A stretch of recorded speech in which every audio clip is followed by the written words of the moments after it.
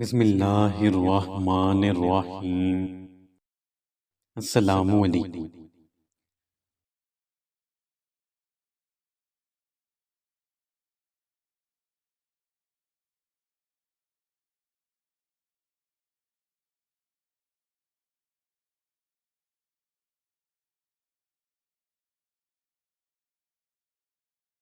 رسول اللہ صلی اللہ علیہ وآلہ وسلم کی دنیا میں تشریف آوری کا ہزاروں سال سے انتظار تھا۔ اس لیے جب آپ صلی اللہ علیہ وآلہ وسلم کی ولادت باسعادت کا وقت قریب آیا تو آپ صلی اللہ علیہ وآلہ وسلم کے اعزاز و کرام اور آمد مصطفیٰ صلی اللہ علیہ وآلہ وسلم کا مسردہ سنانے کے لیے متعدد حیرت انگیز واقعات رونما ہوئے۔ زمزم کا کنواں جو برسوں پہلے گم ہو گیا تھا، حضور اکرم صلی اللہ علیہ وآلہ وسلم کے دادا حضرت عبد المطلب کو خواب میں بار بار اس کا مقام بتایا گیا اور حضرت سرنو اس کی دریافت ہوئی۔ ولادت باسعادت سے 50 یا 55 دن پہلے واقعہ فیل پیش آیا۔ فیل عربی میں ہاتھی کو کہتے ہیں۔ حاکم یمن ابرہ صبا حبشی ہاتھیوں کے لشکر کے ساتھ بیت اللہ پر حملہ آور ہونا چاہتا تھا کہ اللہ تعالیٰ نے اس کے ارادوں کا ناکام فرمایا اور ابابیلوں کے ذریعے اس کے غرور کو خاک میں ملا دیا۔ سورۃ الفیل میں اس کا تذکرہ موجود ہے۔ مکہ معظمہ قحط سالی کا شکار تھا۔ آپ صلی اللہ علیہ وآلہ وسلم کی آمد کی خوشی میں اللہ تعالیٰ نے مکہ مکرمہ کی قحط سالی ختم فرما دی۔ حضور اکرم صلی اللہ علیہ وآلہ وسلم کی والدہ حضرت بی بی سیدہ آمنہ رضی اللہ تعالیٰ عنہ فرماتی ہیں کہ جب حضور صلی اللہ علیہ وآلہ وسلم ان کے بطن میں تشریف لائے تو مجھے عام عورتوں کی طرح کوئی بوجھ محسوس نہیں ہوتا تھا۔ ایک دفعہ میں خواب و بیداری کی حالت میں تھی کہ کسی نے آ کر مجھے کہا، اے آمنہ خاتون، تیرے بطن عطن میں اس امت کے سردار تشریف فرما ہے۔ آپ صلی اللہ علیہ وآلہ وسلم کے دادا حضرت عبد المطلب نے حضور صلی اللہ علیہ وآلہ وسلم کی ولادت باسعادت سے قبل خواب دیکھا کہ ان کی پشت سے ایک زنجیر ظاہر ہوئی جس کی ایک جانب مغرب اور ایک جانب مشرق میں ہے، ایک جانب آسمان میں اور ایک جانب زمین میں ہے۔ کچھ دیر بعد وہ زنجیر درخت میں تبدیل ہو گئی جس کے ہر پتے پر سورج کے نور سے 70 گنا زیادہ نور ہے۔ مشرق و مغرب کے لوگ اس درخت کو چمٹے ہوئے ہیں، کچھ قریشی بھی ہیں۔ حضرت عبد المطلب نے اس خواب کی تعبیر معلوم کی تو ان کے علماء نے کہا، آپ کی نسل میں ایک ایسا لڑکا پیدا ہوگا جس کی مشرق و مغرب کے لوگ اتباع کریں گے اور آسمان و زمین والے اس کی حمد و ثنا کریں گے۔ حضور اکرم صلی اللہ علیہ وآلہ وسلم کی ولادت باسعادت ربیع الاول کے ماہ میں پیر کے دن ہوئی۔ اس پر سب متفق ہیں، لیکن تاریخ کیا تھی اس میں اختلاف ہے۔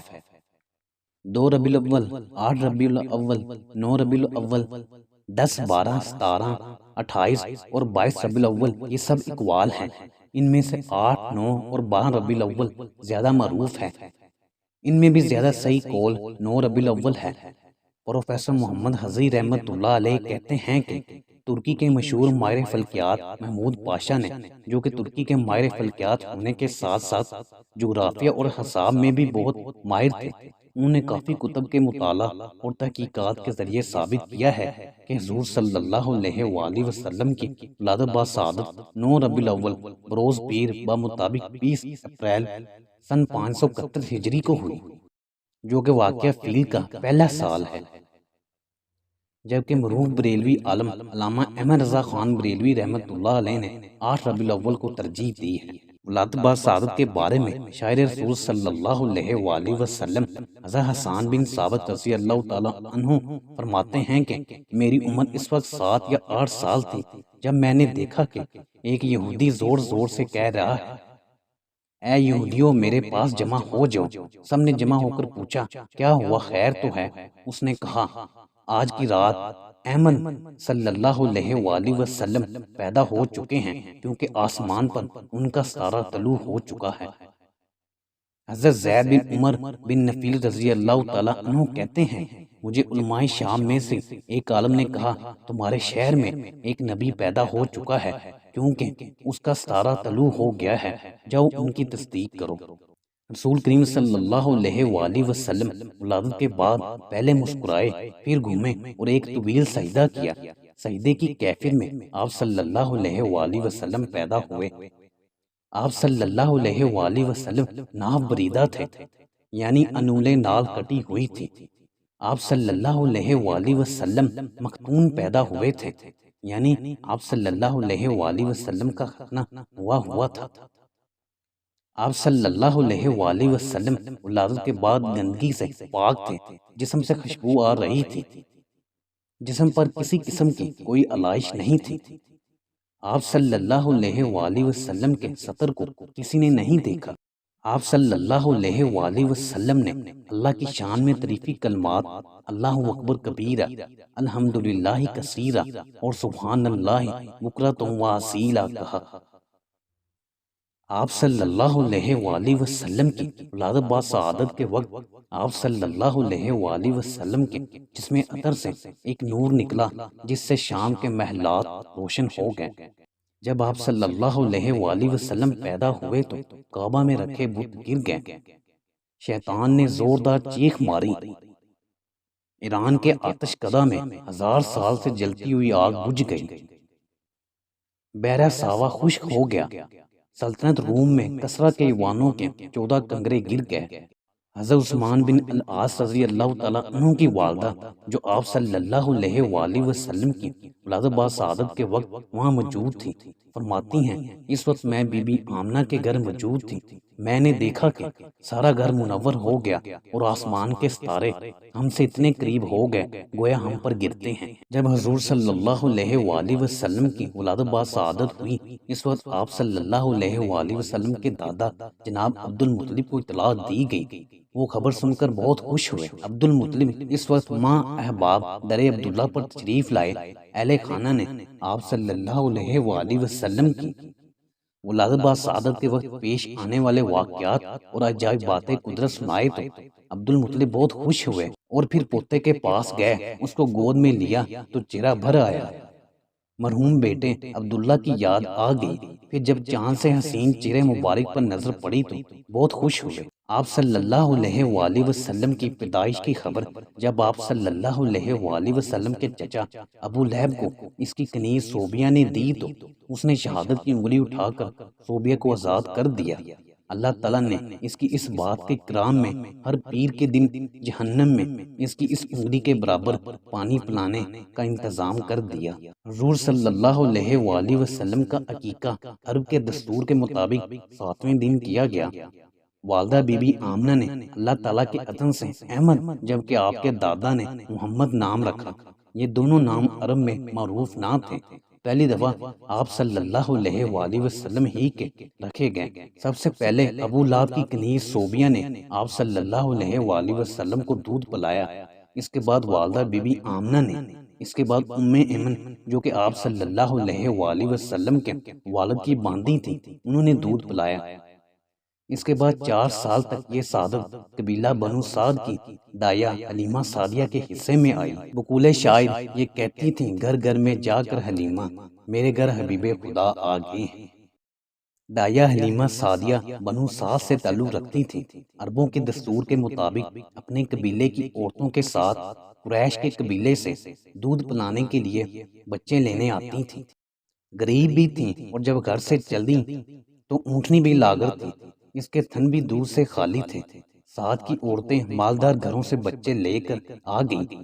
آمنہ کے لال کو بھی سب نے دیکھا، مگر جب پتا چلا کہ یہ یتیم ہیں تو مال نہ ملنے کی امید پر سب چلی گئیں۔ دراصل یہ سعادت قبیلہ بنو سعد کی دایا حلیمہ سعدیہ کے مقدر میں لکھ دی گئی تھی کہ حضور صلی اللہ علیہ وآلہ وسلم کی ذات کی سعادت ان کو ملے۔ اس لیے جیسے ہی بی بی حلیمہ نے بچے کو دیکھا، محبت کا ٹھاٹھے مارتا سمندر ان کے سینے میں موجزن ہو گیا۔ حضور صلی اللہ علیہ وآلہ وسلم بھی دایا حلیمہ کو دیکھ کر مسکرائے اور ان کی گود میں آتے ہی حضور صلی اللہ علیہ وآلہ وسلم کی برکتوں کا ظہور بھی ہونے لگا۔ دایا حلیمہ کے دونوں پستان دودھ سے بھر گئے اور آپ صلی اللہ علیہ وآلہ وسلم نے اور ان کے رضائی بھائی عبداللہ نے بھی خوب سیر ہو کر پیا اور سکون کی نیند سو گئے۔ پھر اونٹنی جو اتنی لاغر تھی کہ قافلے کے پیچھے رہ جاتی تھی، اس کے تھن بھی دودھ سے بھر گئے۔ دایا حلیمہ اور ان کے شوہر نے خوب سیر ہو کر دودھ پیا اور سب چین کی نیند سو گئے۔ صبح جب قافلہ چلا ہے تو اونٹنی کی خوشی دوبالا تھی، اور خوش خوش قافلے سے آگے آگے چلی جاتی تھی۔ جب قافلے والوں نے پوچھا، اے حلیمہ، یہ تیری اونٹنی وہی ہے یا کوئی اور ہے؟ قبیلے پہنچ کر آپ صلی اللہ علیہ وآلہ وسلم کی برکتوں کا اور ظہور ہوا۔ ان کی بکریوں کے خشک تھن بھی دودھ سے بھر گئے۔ جس جگہ دائیا حلیمہ کی بکریاں چرنے جاتی تھیں اس جگہ خوب سبزہ آ جاتا، جس کی وجہ سے بکریاں خوب موٹی تازی ہو کر بھرے پیٹ واپس آتی۔ حلیمہ سعدیہ کے شوہر حارث نے بھی یہ سب محسوس کر کے اپنی زوجہ سے کہا، لگتا ہے حلیمہ یہ بہت برکت والا بچہ ہے۔ آپ صلی اللہ علیہ وآلہ وسلم کی برکتوں سے دائیا حلیمہ کا سارا گھرانہ خوشحال ہو گیا۔